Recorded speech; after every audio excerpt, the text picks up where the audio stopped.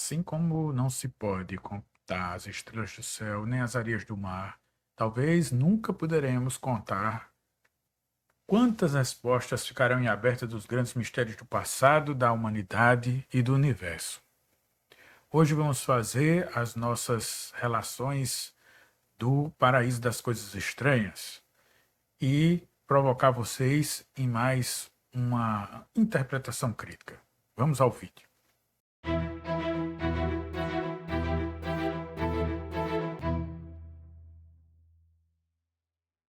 Falamos no vídeo anterior sobre as questões de alienígenas na história da humanidade e os estados, sejam eles estados muito primitivos ou os atuais, altamente tecnológicos.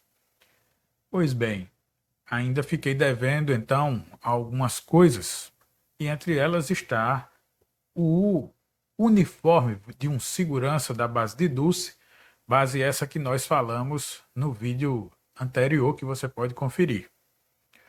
Então, parte da documentação que foi mostrada em fragmentos também teria este material onde que mostra sobretudo a questão da insígnia, né?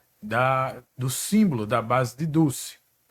Símbolo esse encontrado em, em cavernas, em manuscritos antigos, curiosamente, e também encontrado até mesmo na fuselagem dos chamados UFOs que cruzam nossos céus. Essa insígnia teria não somente o nome de símbolo de Dulce, mas também a insígnia trilateral. Uma insígnia que atualmente seria vestida por homens e por alienígenas que iriam colaborando entre si. Muito interessante também nesta figura é a, a denominação de uma suposta flash gun, né, uma arma de raios. Pois bem, resta saber quais são os inimigos das pessoas que portam essa insígnia, né, e para quem elas destinam as suas armas. Existe realmente uma verdade oculta que não foi, vamos dizer, propositalmente esquecida. Pelo contrário, ela foi registrada por, por povos antigos, porém jamais decifradas, pelo menos até o momento. Vamos ver o que é que as nossas milagrosas IAs vão fazer, né, com esses textos que nunca são decifrados, como por exemplo o manuscrito Voynich, que também já falamos aqui num extenso vídeo de estudo sobre ele. Então, um grande exemplo disso, dessas mensagens com símbolos que parece que não foram destinados a nós, pelo menos a nossa civilização, temos a Pedra do Ingá, que você está vendo aí, que é aqui no Brasil, e um outro exemplo curioso seria esta encontrada na Colômbia, onde foi gravado técnicas desconhecidas, que foram empregadas para se gravar esses enigmáticos sinais que se espalham por pedras misteriosas da floresta amazônica. A floresta amazônica é essa que está agora sendo defendida, que foi inclusive plantada um dia, né, por grandes arquitetos e que urbanizavam sua cidade com as espécies da Amazônia e que depois, por uma decadência misteriosa, foi tudo abandonado e agora está tudo coberto pela a floresta que cresceu. Uma floresta frágil, né? Porque essa camada de cultivo não é natural, então ela facilmente é depredada com difícil recuperação natural. Bom lembrar que quando falamos de enigmáticos escritos, estamos falando de uma linguagem antiga que muitas vezes, como falei também, não é destinada a nós, por isso nos passa despercebidos. Linguagem essa pode chegar através não somente de algarismos ou de alfabetos com letras misteriosas, mas também com símbolos, como por exemplo os símbolos das enigmáticas rochas esféricas, né, as chamadas esferas da Costa Rica, e que na verdade está em toda a América Central predominantemente, e que outrora, talvez nos seus locais de origem, distribuídas, que não parece ter sido a esmo, mas sim calculadas exatamente para ficar, talvez tivesse uma verdade a dizer para nós hoje do presente. Infelizmente, se fosse um mapa estelar, por exemplo, sendo cada pedra uma estrela visível, tudo foi destruído, por muitas pedras foram dinamitadas, porque se espalhou uma lenda que elas dentro delas tinha um tesouro, e outras foram simplesmente realocadas pelo Estado para embelezar os centros urbanos onde os turistas vão querendo saber sobre elas e querendo tirar fotos com essas enigmáticas esferas. Existe então, nos símbolos antigos, nas suas estátuas, essas mensagens antigas, mensagens que muitas vezes são impossíveis da gente atualmente compreender de fato. E então ficam muito mitológicas, por exemplo, para os arqueólogos. As questões, muitas vezes, do polimorfismo e até do grande número de deuses, por exemplo, no Egito e nas civilizações incas e maias, muitas vezes mostram o que nas religiões atuais com descendência africana fala-se de facetas de Deus. Ao invés de ser, na verdade, múltiplos deuses, são múltiplas manifestações de um monoteísmo ali representado por várias imagens. Os símbolos podem ser mensagens.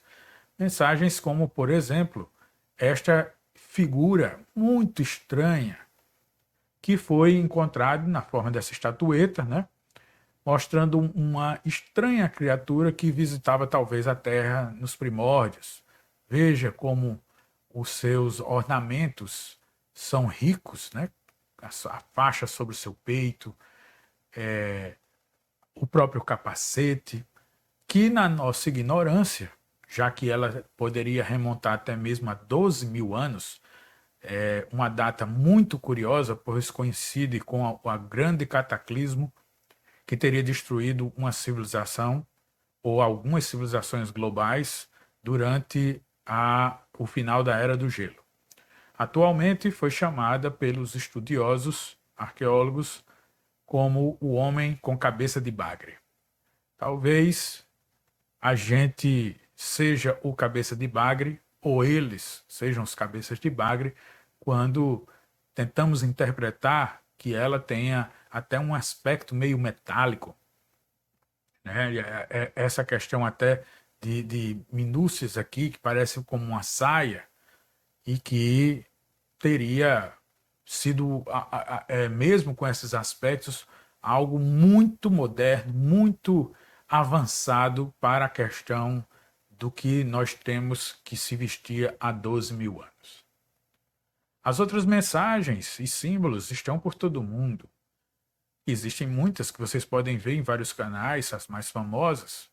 Então, para que a gente não seja repetitivo, a gente tenta trazer algo que seja mais diferente e que nos leve, talvez, a uma provocação muito exclusiva, talvez, entre aspas, tá? Mas vejam essa figura. Esta obra é minuciosa, muito rica, né? Uma verdadeira obra-prima dos chamados homens macacos lá dos tempos pré-históricos, né? Que não sabiam escrita, não sabiam absolutamente nada.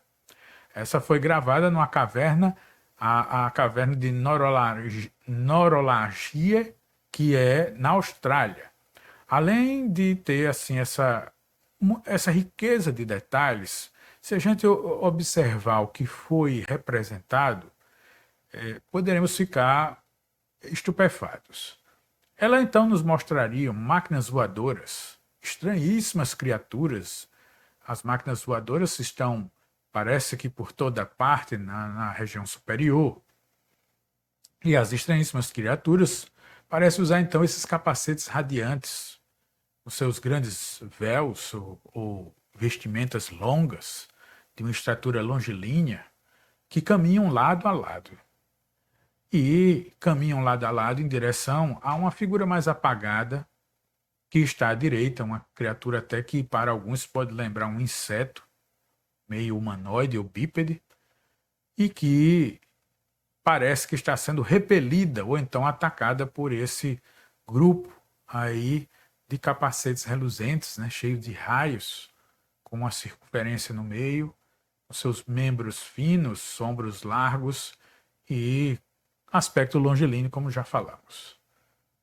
Bem diferentes, então, dessas raças que nos visitam hoje, mas que estariam em desacordo se estiver realmente atacando essa figura estranha à direita. E essa é uma grande observação que muito pouco foi considerada ao longo da ufologia. A gente fala muito em quedas de UFOs.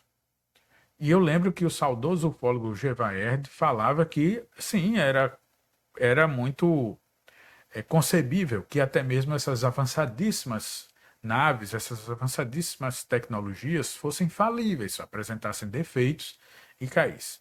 Mas a gente também pode deixar elas um pouco mais resistentes, menos falíveis e considerar a especulação falada algumas vezes, na verdade, por Sérgio Russo, que dizia que Roswell, a nave que caiu em Roswell, assim como outras naves que caíram, na verdade poderiam ter sido derrubadas, porque talvez nos confins da nossa imensidão dos céus, nosso planeta estivesse sendo não apenas vigiado, mas disputado por raças de interesses pessoais, talvez egoístas e mesquinhos, nos observando. Vale a pena meditar um pouco sobre esse tema quando falamos também sobre a queda de discos voadores na superfície da Terra. Espero que tenham gostado das provocações e nos vemos no nosso próximo vídeo. Um grande abraço a todos.